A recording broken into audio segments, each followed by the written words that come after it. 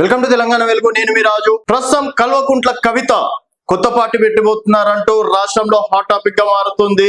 So నిజంగా కేసీఆర్ ని కాదని కవిత కొత్త పార్టీ పెట్టబోతుందా?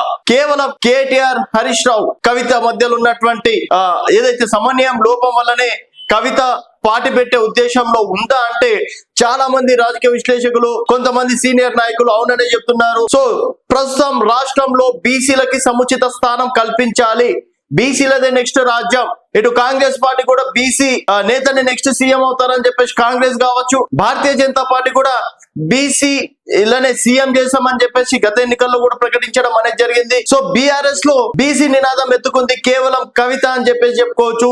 సో జాగృతిలో కమిటీలు వేస్తూ దాదాపుగా 50% పైగా బీసీలకే పెద్దపీట వేయడం అనేది జరుగుతుంది.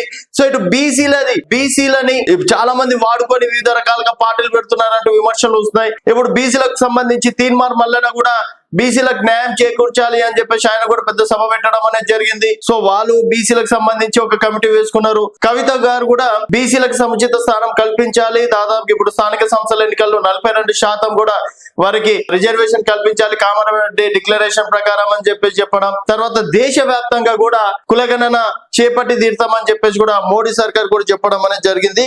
సో నెక్స్ట్ రాబోయేది బీసీల రాజ్యం, ఎస్సీ ఎస్టీ బీసీల రాజ్యం అని చెప్పేసి కూడా చెప్పుకోవచ్చు. సో మరి కవిత కేవలం అంటే అదే టార్గెట్ చేసిందా? సో కవిత టార్గెట్ బీసీలు అని చెప్పేసి కూడా చెప్పుకోవచ్చు. దాదాపుగా 50% నుంచి 60% వరకు బీసీలకి సముచిత స్థానం కల్పించి జాగృతిని ఫస్ట్ అంటే జాగృతి తన ఏదైతే సంస్థ ఉందో జాగృతిని హైలైట్ చేసుకొని తర్వాత కొత్త పార్టీ పెట్టే దిశగా కవిత గారు అడుగులేస్తున్నారని చెప్పేసి కూడా చెప్పుకోవచ్చు. సో అసలు ప్లాన్ ఏంటి, కవిత గారి ప్లాన్ ఏంటి అనేది ఒకసారి చూసుకున్నట్టయితే రాష్ట్ర రాజకీయాల్లో కీలక నేతగా ఎదిగేందుకు పక్కా ప్రణాళికలు రూపొందించారు. ఇందులో తొలి ప్రాధాన్యతగా బీసీ అంశం ఎత్తుకొని ప్రజల్లోకి వెళ్ళడం అనేది జరుగుతుంది. బీసీలకు సంబంధించి ఎన్నో కార్యక్రమాలు కూడా చేపట్టడం అనేది జరిగింది. బీసీలోని అన్ని సంఘాలతో ఇప్పటి వరకు భేటీ అయ్యారు. సో బీసీలకు సంబంధించి ఏ సంఘాలు అయితే ఉన్నాయో వారితో కూడా వరుస భేటీలు కూడా అవ్వడం అనేది కూడా జరిగింది. అలాగే ఇప్పటికే రౌండ్ టేబుల్ సమావేశాలు నిర్వహించడంలో పాటు పులే విగ్రహం ను అసెంబ్లీలో ప్రతిష్ఠించాలని ఇప్పటికే ప్రభుత్వంపై ఒత్తిడి తెస్తున్నారు. అలాగే రాష్ట్ర ప్రభుత్వం తాజాగా బీసీ కులగణన చేయడంపై విమర్శలు గుప్పించారు. రిజర్వేషన్లు ఇవ్వాల్సి వస్తుందని బీసీ జనాభాను తగ్గించారనే డిమాండ్ ను తెరపైకి తీసుకురావడం అనేది జరిగింది. అలాగే బీసీ జనాభాకు అనుగుణంగా రిజర్వేషన్లు ఇవ్వాలని, 42% విద్యా ఉద్యోగ రాజకీయాల్లో కల్పించాలని, రాబోయే స్థానిక సంస్థలోనూ ఇదే ప్రతిపాదికను ఇవ్వాలని డిమాండ్ చేస్తున్నారు. దీంతో పాటు ప్రభుత్వం నామినేట్ పదవుల్లోనూ కూడా బీసీలకి 42% కేటాయించాలని కవిత గారు డిమాండ్ చేస్తున్నారు.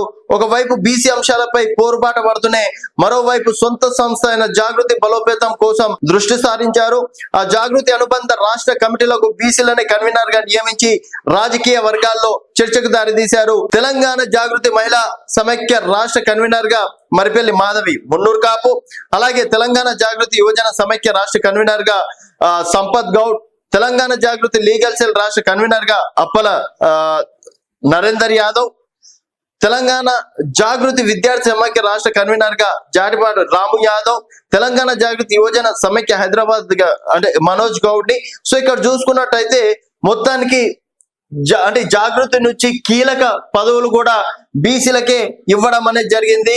సో బీసీ ఎజెండానే కవిత ఎజెండాగా చెప్పుకోవచ్చు. సో బీసీల ఎజెండా నుంచి రేపు రాజకీయాలకి ఒక మార్పు తీసుకురావాలనుకుంటుందని చెప్పేసి కూడా ఈ సందర్భంగా చెప్పుకోవచ్చు. సో గ్రామ స్థాయి నుంచి రేపు జూన్ చివరిలోగా కమిటీలు కంప్లీట్ చేయాలని చెప్పేసి కూడా భావిస్తున్నారు.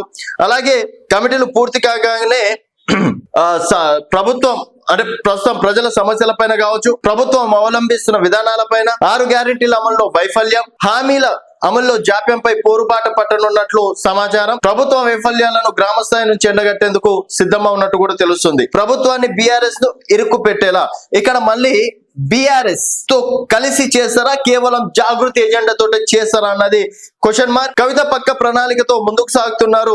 జాగృతి అనుబంధ కమిటీలు అలాగే బాధ్యతలు బీసీ వర్గాలకు కట్టబెట్టారు. దీంతో ఒకవైపు ప్రభుత్వాన్ని, మరోవైపు బీఆర్ఎస్ ను సైతం ఇరుక్కు పెట్టినట్టు అయ్యింది. కాంగ్రెస్ ప్రభుత్వం రాబోయే స్థానిక సంస్థల ఎన్నికల్లో బీసీలకు 42% ఇచ్చేలా ఒత్తిడి పెంచినట్లయితే అంతేకాదు త్వరలో చేపట్టబోయే కేబినెట్ విస్తరణ జరిగిన ప్రభుత్వంలో నామినేట్ పోస్టులు భర్తీలో కూడా బీసీలకు ప్రాధాన్యత కల్పించేలా కవిత పరోక్షంగా ఒత్తిడికి శ్రీకారం చుట్టారు. లేకుంటే విమర్శలు దారితీసే అవకాశం ఉంది. అంతేకాదు బీఆర్ఎస్ ను సైతం డిఫెన్స్ లో పడేశారు.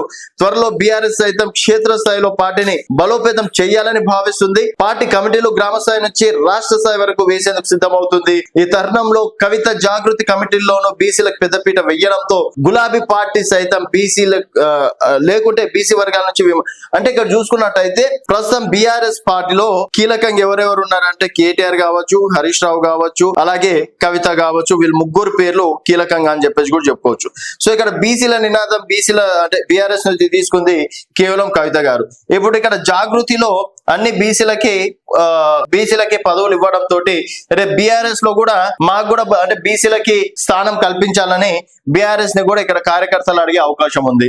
అలాగే రాష్ట్ర ప్రభుత్వాన్ని కూడా 42% ప్రతి వర్గం అంటే ఉద్యోగాల్లో కావచ్చు, రేపు రాష్ట్ర కేబినెట్ విస్తరణ కావచ్చు, లేకపోతే ఇప్పుడు కాంగ్రెస్ పార్టీ ప్రకటించబోయే జంబో కమిటీలో కావచ్చు, బీసీలకి ఇక్కడ గనక న్యాయం జరగకపోతే సో ప్రతి ఒక్కరు కవిత వైపు అంటే బీసీ సంఘాలన్నీ కవిత వైపు చూసే అవకాశం ఉందని చెప్పేసి కూడా చెప్పుకోవచ్చు. సో రాజకీయాల్లో కీ రోల్ గా ప్రస్తుతం కవిత హవా నడుస్తుందని చెప్పేసి కూడా చెప్పుకోవచ్చు. సో దీనిపైన మీ అభిప్రాయం అంటే కవిత గారి పార్టీ పెడితే ఇంతవరకు సక్సెస్ అవుతారనేది మీ అభిప్రాయాల కింద కామెంట్ రూపంలో తెలియజేయండి. చూస్తూనే ఉండండి తెలంగాణ వెలుగు.